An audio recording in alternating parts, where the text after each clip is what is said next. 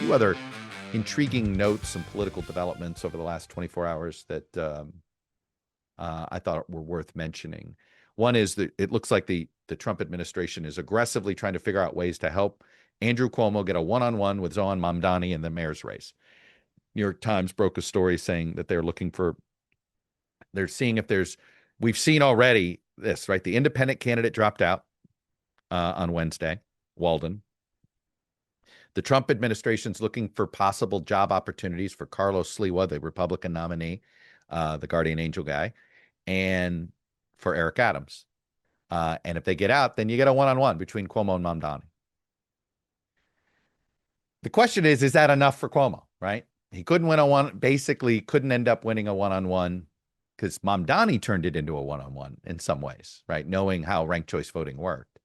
By the way, just an aside, come on, New York City. Why is that ranked choice voting is only good for the Democratic primary, but not good for the electorate as a whole? I actually think that's an unfair way to do it. If you're not going to have ranked choice voting for the general, then it shouldn't be allowed for the primary and vice versa, right? It should, either have one way that you're doing the office or not.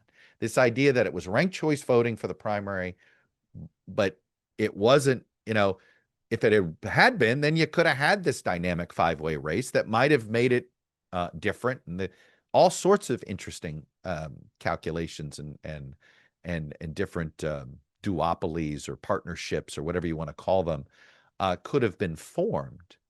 But anyway, so I should, I kind of think you're either doing it one way or you're doing it the other way. This idea that it's one way in the primary and one way in the general, I think is not fair to the voters, whichever. It's not fair to primary voters that they had to do the ranked choice voting, but they don't get to do it there, and vice versa. Personally, I'd love to have seen it all choice voting. But the point I want to make here, so if that happens, and it looks like there's a lot of, this is one of those things that, when it's in the leaking out stage, there's a couple of reasons something gets leaked like this. One is to kill it, or one is to sort of use it as a trial balloon. So, I don't know the Times reporting, but that's one of two reasons why something like this leaks. It's a trial balloon to see how it works, or it's somebody trying to kill it and putting the idea out there could do that.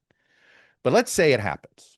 And the reason I say it's because it's going to set up an interesting off-year messaging test, because then you're going to have a New York City mayor's race that is going to be all about Donald Trump, right? Mamdani is going to try to tie Cuomo to Trump and say, this is Trump's candidate. He orchestrated everything to do there, right?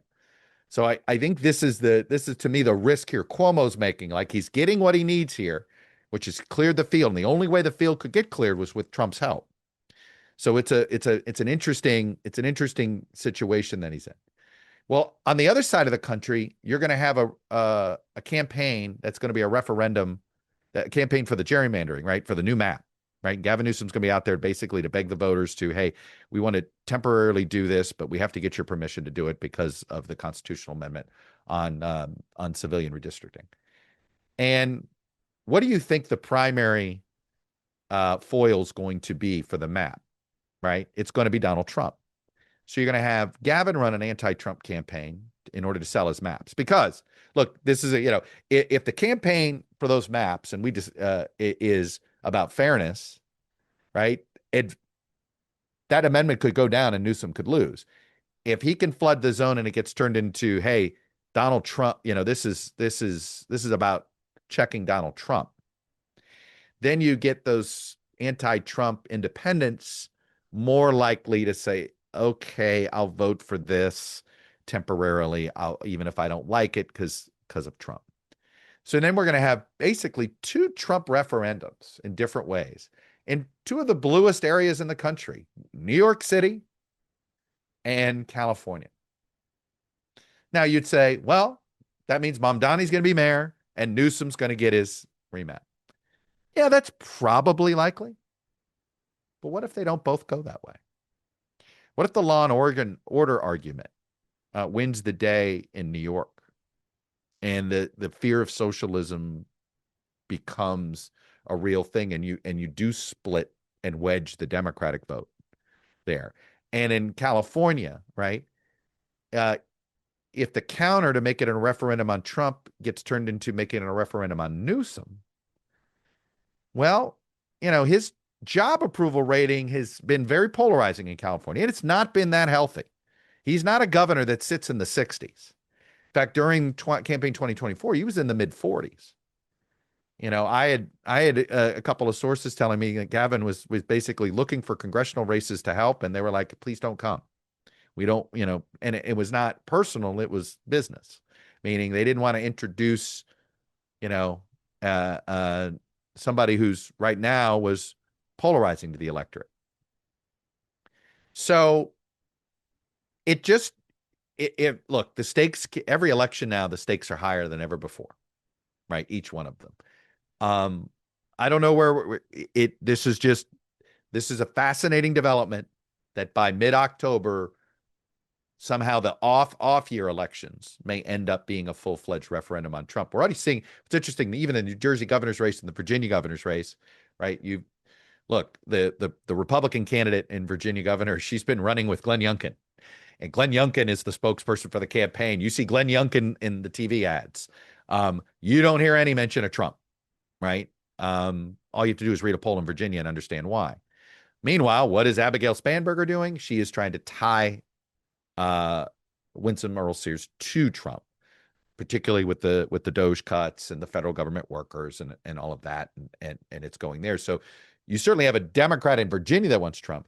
Then you have sort of a cookie cutter campaign, anti-Trump campaign that's being run now by Mike Sherrill, the Democratic nominee for New Jersey governor, where Chitterelli, who used the Trump endorsement to sort of make sure everybody knew he was the Republican to vote for, suddenly says, hey, this is not a race about Trump.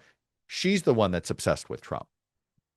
And with Washington. I'm here obsessed about New Jersey, right? Which is an interesting counter message. The point is now we've got 4 different races where some form of Trump is being used as a referendum. And I think we're all curious, what is the appetite for that in the electorate? Does that motivate independents one way or the other? Is there an exhaustion from it, or are his actions turning voters off? Does it end up, the more you talk about Trump, do you activate the Trump-only voters that seem to just show up in presidentials but decide they have to get his back, right? Point is, a lot of what ifs here. This entire 2025 campaign, which felt semi-localized, right, in various ways. You knew that Trump would be used, to push certain constituency group buttons. But we're starting to see it may take more center stage because Trump himself, right, look at how much he's intervening in New York City mayor. And I'll be fascinated to see whether, how he tries to get involved in California, because I think he will, and how he tries to get involved in New Jersey. I do think he stays out of Virginia. I think in some ways the Youngkin experience, he didn't love it, and the fact that Winsome Earl Sears has made the decision. I'm going to try to run Youngkin's reelection. It's her only path. It's probably a long shot, but looking at the numbers, I see why I think I'd be doing the same thing. The problem she's got is Youngkin's approval numbers, while better than Trump's in Virginia, they're not awesome, right? And that's ultimately, I think the probably the hurdle with that strategy.